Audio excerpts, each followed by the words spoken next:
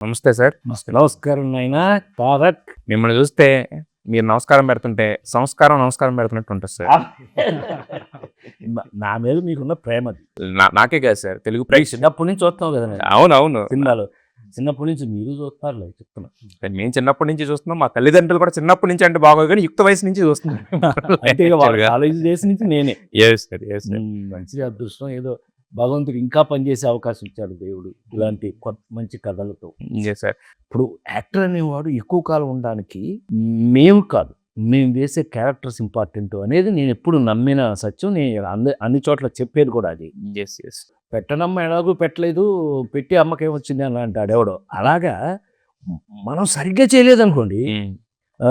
సరదాగా చెప్పుకోవాలంటే చిరంజీవి కూతురు నాతో సినిమా తీసింది, సేనాపతి. తీస్తే సుస్మిత వెళ్ళి కూతురు వెళ్ళి చిరంజీవితో నాన్న రాజేంద్ర ప్రసాద్ అంకుల్ భలే యాక్ట్ చేశారు, అదే న్యూసా అంటే అదేంటి రాజా, నన్ను రాజా అని పిలుస్తాను ప్రేమగా, మహాప్రేమ కదా నేనంటే. రాజా చెయ్యకపోతే చెప్పుకోవాలి, ఎవరి కోసం చెప్తాడు, అంత ప్రేమ. సో అట్లా ఏమవుతుందంటే ఇప్పుడు లేటెస్ట్ నా అదృష్టం ఏంటంటే ఈ డైరెక్టర్లు రచయిత. మన జీవితంలో ఇప్పుడు నీకు తెలియని కథ ఒక రకం అయితే, జీవితంలో నీకు తెలిసిన కథ ఉండటం. ఆనర్వర్ సినిమా అలా ఎందుకుంది, మనందరికి తెలిసిన కదా, మనందరి ఇళ్లలో ఉన్న కథ. ప్రేక్షక దేవుళ్ళు అంటుంటారు, ప్రేక్షకులే దేవుళ్ళు మాకు. ఇప్పుడు ఇంటర్వ్యూ స్టార్టింగ్లో నేను మీకు మాట చెప్పాను, అంటే మీరు నమస్కారం పెడుతుంటే నమస్కారం పెట్టినట్టుందని చెప్పి. అయితే ఈ మధ్య కాలంలో జరిగిన ఒక 2-3 ఇన్సిడెంట్లలో మీరు అన్న మాటల్లో జనాలు ఆయనకు ఆ మాత్రం తెలియదా, పెద్ద మనిషి కదా, సభా సంస్కారం లేదా, ఆలీన్ అన్నాడు, లేకపోతే బ్రహ్మానందాన్ని అన్నాడు, ఇవన్నీ వినిపిస్తున్నాయి కదా సార్. ఏంటిది ఇది అసలు? I feel so sorry. ఎందుకనంటే వాళ్ళ బొంద. నీకు ఈ సందర్భంగా నీకు ఈజీగా అర్థమయ్యేటట్టు చెప్తా. గుండమ్మ కథ సినిమా అనే ఉంటుంది. గుండమ్మ కథ, సూర్యకాంతం గారు రామారావు పని చేయడానికి వస్తాడు ఇంటికి. గుండక్క, గుండక్క ఎవరా నీకు అక్క అంటుంది. ఈ వరుసలు కలపకపోతే అసలు నేను పని చేయలేనులే, నేను పోతా అని లేస్తాడు. ఉండరా ఏంట్రానంటే ఏదో వరుస కలపకపోతేనే గుండక్క. అట్లా ఇప్పుడు నువ్వు చెప్పిన పేర్లది నాతో పాటు వచ్చిన వాళ్ళే కదా. ఒక హనపిల్లంటో లేకపోతే ఒక అప్లప్పరోలో అన్నిటిలోనూ వీళ్ళు నాతో పాటు వచ్చిన నా సొంత ఫ్యామిలీ, సొంత మనుషులు. మేము సొంత మనుషులు ఇంట్లో ఇలాగే మాట్లాడుకుంటాం. ఈ దౌర్భాగ్యం ఇప్పుడు లేటెస్ట్గా ఇంత ఇది వచ్చేసినాయి. కానీ మరి 34 మంది హీరోయిన్లు ఇంట్రడ్యూస్ చేసినప్పుడు నేను ఎలా ఉండేటావు. ఇప్పుడు కనుక సోషల్ మీడియా అప్పుడు ఉన్నట్టయితే నన్ను ఈ పక్కే చించి చాటేసి ఎక్కడో తగిలిచ్చేవాళ్ళు. అందుకేగా ఒక్క నిమిషంలో ఆలింటి ఇచ్చాడు. అన్నయ్య నన్ను ఏదో మేము ఏదో మాట్లాడుకుంటాం, మమ్మల్ని మీకెందుకు అని. నిన్న బ్రహ్మం ఫోన్ చేశాడు. బ్రహ్మం ఫోన్, గురువుగారు వాడేవాడండి మీరు అంటాడు, నన్ను మీరంటారు, మిమ్మల్ని నేనంటాను. నేను గురువుగారు అంటాను, మీరేమో ముస్లిం ఉండాకూడక అంటే సరదా కాదు. నేను కృష్ణా జిల్లా కదా, బూత్ లేకపోతే మాట్లాడలేవా, ఏదో కడుపు ఇదొకటి వచ్చింది, నేను మారిపోలే, నేను మారాలి అని. మీరు మారకండి సార్, నన్ను రిక్వెస్ట్ చేశారు బ్రహ్మను ఆలి కోట ఇల్లు. అబ్బాయి నువ్వు మారకు, నువ్వు మారితే అసలు పెప్ప తగ్గిపోద్ది, మాకు కిక్కు ఉండదు. నన్ను రిక్వెస్ట్ చేసేవాళ్ళండి వాళ్ళు. ప్లీజ్ నా తోటి పని చేసిన వాళ్ళు అందరూ డిడ్ యూ ఫీల్ ఎనీ అసలు వీళ్ళు ఇప్పటికీ దండాలు పెట్టాను. పిచ్చోళ్ళారా, మనం వీఆర్ ఏ ఫ్యామిలీ. నేనండి అందరూ నా ఫ్యామిలీ, వాళ్ళు నా ఫ్యామిలీ మెంబర్స్. నా ఫ్యామిలీ మెంబర్స్ని నేను పర్సనల్గా, అంటే ఇప్పుడు మీకు బయట కనపడుతుంది కాబట్టి ఒకవేళ అట్లా అనిపిస్తుందేమో, అది కూడా ఏముంది తర్వాత ఏముంది, ఏమీ లేదు. పోనేది ఏమన్నా పెద్ద హలో ఏమన్నా ఉందా, గడిది గుడ్డి ఏమీ లేదు. ఎవడగాడ యార్ my family members, my own people, నా సొంత మనుషులండి. ఏం న్యూస్ లేకపోతే ఇవి వెయ్యొద్దండి. ఎంతకంటే మంచి కావాలని నేను 100 చెప్తా. నీకే తారక్, నువ్వు ఇలాంటి ఇంటర్వ్యూలు 100 పెట్టు, 100 రకాలు చెప్పకపోతే చీ అన్నాను. నేను ఎప్పటి నుంచి చూస్తున్నాను కాబట్టి నేను మిమ్మల్ని అడిగింది కూడా సార్, ఎందుకంటే చనువు లేకపోతే ఎలా అడుగుతాం. సార్, అయితే ఇంతకు ముందు కూడా మీరు చాలా దగ్గరలో మాట్లాడారు, కానీ ఒక డేవిడ్ వార్నర్ దగ్గర నుంచి ఇది స్టార్ట్ అయింది. అంత కావాలని ఎవరో నువ్వు కూడా కనిపెట్టు, ఎవరో బ్యాచ్ ఉన్నారు మనకి, ఎవరన్నా నెగిటివ్ చేయడానికి ట్రై చేస్తారని మీ పనిలో మీరు ఏమీ చేయలేరు.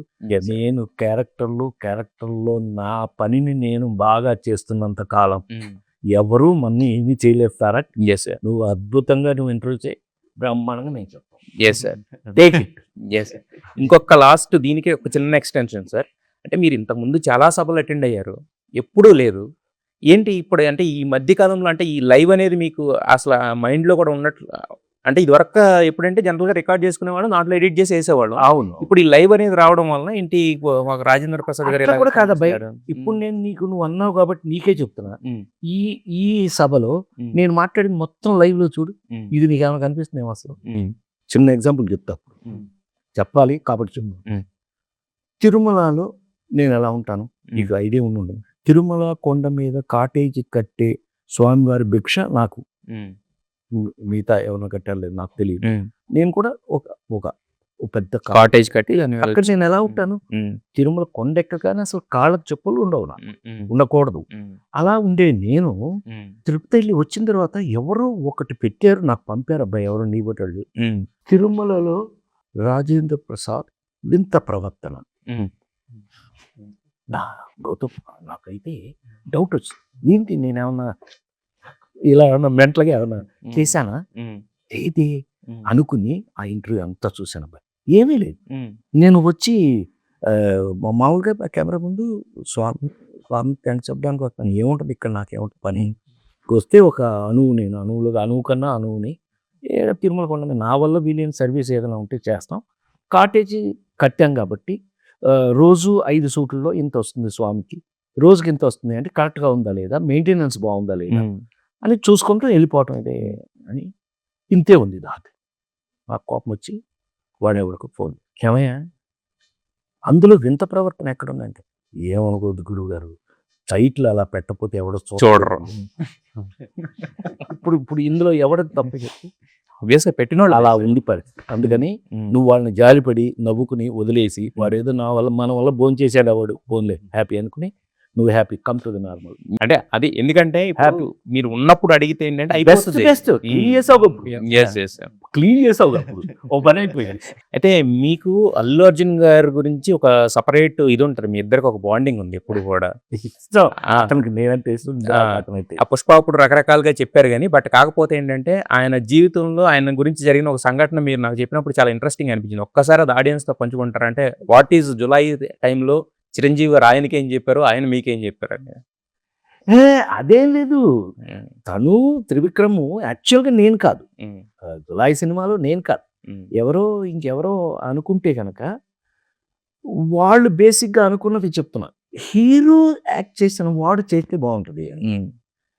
కామెడీలో హీరో యాక్ట్ చేసిన వాడు అని అంటే నేను కూడా వస్తాను అందులో. తెలుగులో కాస్త కామెడీలో హీరోగా చేసిన వాడు అంటే నేను కూడా వస్తాను కదా. డిస్కషన్స్లో ఏదో వచ్చినట్టుంది, మొత్తం మీద ఫైనల్గా మనం ఫిక్స్ అయ్యాం. నేను చేస్తాను అంటే త్రివిక్రమ్ ఫెల్ట్ వెరీ హ్యాపీ, అందరూ చాలా హ్యాపీ ఫీల్ అయ్యి. వర్క్ స్టార్ట్ అయిన తర్వాత ఏదో అల్లు అర్జున్ చిరంజీవి గారి దగ్గర కూర్చున్నప్పుడు, ఏంటి ఆ సినిమా ఏం చేస్తున్నారు, త్రివిక్రమ్ ఏం చేస్తున్నారు అని అంటే, గురుగారు ఎంటర్ అయ్యారు, మంచి జోరుగా జరుగుతుంది, బస్సులో ఒక సీన్ తీశారు, మేమంతా బయట నుంచి ఉన్నాం, బస్సులో తెలుసు. అవును సార్, అవును, ఎంఎస్ నారాయణ గారు, అవును. బస్సు సీన్ తీశారు, డైరెక్టర్ షార్ట్ కట్ చెప్పకుండా కింద పడి డొల్లుతున్నాడు, అదేమంటే నవ్వుతున్నాడు కింద. అయ్యో షార్ట్ కట్ చేయండి, షార్ట్ కట్ ఏంటంటే ఎంఎస్ నారాయణ బిడ్డను చంపేస్తారా అంటే, అవును, ఆడు సక్లీ ఫెట్, నేను అసిస్టెంట్ కమిషనర్ ఆఫ్ పోలీస్, వీళ్ళ మధ్యన ఈ విపరీతమైన లాఫ్టర్ బాలే చేస్తున్నారంటే, నువ్వు రాజాతో అదే గుర్తుపెట్టుకో, రాజా దగ్గర, రాజా అంటే నన్ను రాజా, రాజాతో నువ్వు గనక వర్కింగ్ మూడ్కి వెళ్తే, నేర్చుకునే మూడ్లో ఉంటే గనక బ్రహ్మాండంగా నేర్పిస్తాడు. మేమంతా వర్క్ చేసినాడు. నువ్వు గనక కొంచెం అలా ఉన్నావు అనుకో, ఏముండదు, తన పని తను చేసుకుని వెళ్ళిపోయాడు, ఏమి దాన్ని పట్టించుకోడు పెట్టడు. థియేటర్లో తెలుస్తుంది నీకు ఎవరు ఏం చేశారని. నిజంగా ఎంత లవ్లీ ఈవెంట్ టుడే, అంత స్టార్ అయినా కూడా ఈవెంట్ టుడే గురుగారు అని డిస్కస్ చేసి అడిగి ఇద్దరం రిహార్సల్ చేసి, అదృష్టం అది నిజంగా. అంటే దాని తర్వాత చేసిన సినిమాల్లో మీరు అన్నట్టు జులైకి ముందు అల్లు అర్జున్ కామెడీ చేశాడు, తర్వాత కూడా చేశాడు, తర్వాత ఒక చిన్న టింజ్ యాడ్ అయినట్టు కనిపించింది. మేమే ఉమ్. మీకు తీసుకుంటే జులాయి, సన్ ఆఫ్ సత్యమూర్తి, ఆల వైకుంఠపురం, ఉమ్. అతని గ్రాఫ్ అలా పెరిగిపోయింది. ఉమ్. బాగా ఇంట్రెస్ట్, భలే ఇంట్రెస్ట్ అతను, Yes. ఏది నేర్చుకోవాలని ఇంట్రెస్ట్. ఉమ్. అల్లు అర్జున్ ఉమ్. వర్డ్స్ గురువు గారు చెప్పండి, ఇంకొకసారి చెప్పండి, ఉమ్. ఇంకొకసారి వచ్చి మీరు చూడండి, వచ్చిందా, ఇంకొకసారి చేయనా, ఇంట్రెస్ట్. అంటే ఇవాళ అందుకే వాళ్ళు అంత పెద్ద హీరోలు అయ్యారు. మహేష్ బాబు తీసుకోండి, ఉమ్. తారక్, నీ పేరు తారక్, మన జూనియర్ ఎన్టీఆర్ Yeah. తీసుకోండి, Yeah. ఉమ్. వీళ్ళందరూ నేను వర్క్ చేసిన వాళ్ళందరూ నాకు ఎంత అదృష్టం. లైక్ వెంకీ కానీ అందరూ కలిసి పనిచేస్తే um. Lovely, they all love me, I love them. Yes. ఆ సినిమాలు కనపడతా ఉంటుంది అబ్బాయి. క్లియర్ గా sir if you see in the films, మాకున్న బౌండింగ్, ఒకళ్ళకొకళ్ళకున్న అండర్స్టాండింగ్ ఏంటనేది ఆ సినిమాలో చూస్తుంది. అంటే నేను ఒకటి అంటాను సార్, కెమిస్ట్రీ అంటే హీరో హీరోయిన్ మధ్యన అంటారు, కాదు అది అది పచ్చి అబద్ధం. ఐఎమ్ వెరీ సారీ, అది కెమిస్ట్రీ కాదు, ఫిజిక్స్. అది ఫిజిక్స్ ఏమో కానీ కెమిస్ట్రీ అయితే మాత్రం ఉమ్. మీరు అహనా పెళ్ళంటలో కోట శ్రీనివాసరావు గారి బ్రహ్మానంద రాజేంద్ర ప్రసాద్ ఏంటి కెమిస్ట్రీ కాక, అవును అదే అంటున్నారు ఏమైంది. What non sense it.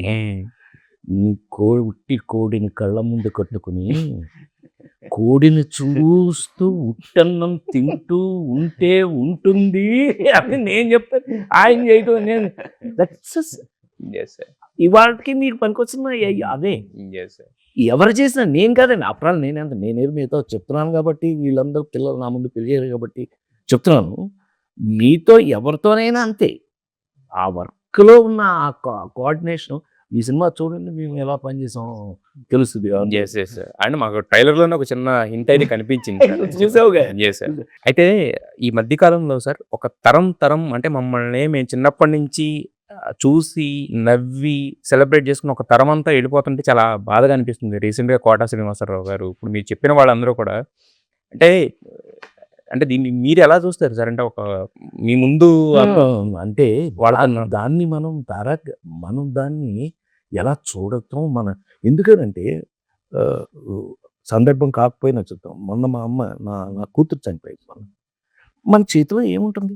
ఎవరి టైం అయితే వాళ్ళు వెళ్ళిపోవాల్సిందే. రేపు నేనేమన్నా పర్మనెంటా? నేను వెళ్ళిపోతాను రేపు. బట్ అయితే ఏంటంటే కొంచెం నాలాంటి యాక్టర్స్, సత్యనారాయణ గారు అనేవారు, పూజ్యులు సత్యనారాయణ గారు మహానుభావుడు ఎక్కడున్నారు, కైకాల సత్యనారాయణ సత్యనారాయణ గారు అన్నారు, ప్రసాద్ నీ హెల్త్కి నువ్వు ఎక్కువ సినిమాలు చేయాలి ప్రసాద్ అనేవారు ఆయన.